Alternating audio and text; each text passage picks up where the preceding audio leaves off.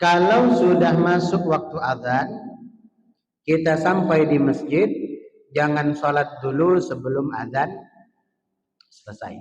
Karena kita diajarkan oleh Nabi untuk menghormati azan. Salah satunya menghentikan seluruh aktivitas saat azan berkumandang. Setelah azan nih, apakah kita sholat tahiyat masjid? Apakah qabliyah zuhur? Begini, kalau waktunya cukup, misalnya dari azan ke iqamah nih 5 menit, 7 menit misalnya, itu bisa sholat 2 kali. Sholat tahiyatul masjid dulu 2 rakaat, habis itu sholat qabliyah zuhur. Kalau waktunya cukup. Tapi kalau waktunya nggak cukup, sisa 3 menit, sisa 2 menit, itu nggak bisa sholat 2 kali. Sholat 1 kali aja harus cepat. Lalu kita mau pilih yang mana?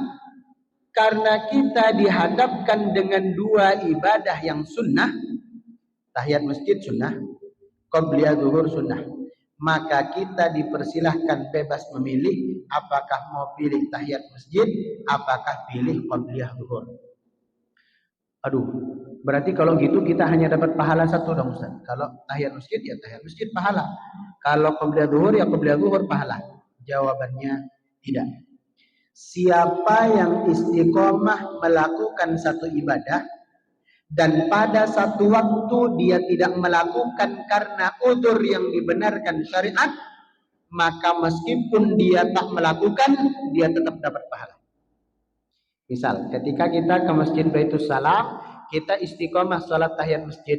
Suatu hari nggak sholat gara-gara udah iqomah, maka sholat tahiyat masjid tetap dapat kita pahalanya. Itu nanti dijelaskan di dalam surah apa itu? Illalladzina amanu wa 'amilus shalihati falahum ajrun ghairu mamnun. Kita biasa baca Quran. Ternyata suatu hari kita nggak bisa baca Quran karena sakit. Pahala baca Qurannya tetap ada. Atau bahkan yang lebih hebat, ada misalnya orang waktu sehat, dia rajin ke masjid. Suatu hari dia sakit, nggak ke masjid lagi. Pahala dia datang ke masjid, tetap dapat. Itu hebatnya pahala istiqomah. Gitu ya. Jadi kalau waktunya terbatas, pilih salah satu bebas. Tahiyat masjid boleh, qabliyah boleh. Karena memang sama-sama sunnah. Nah, tapi jangan khawatir, pahalanya kita dapat dengan catatan kita memang selalu melakukan.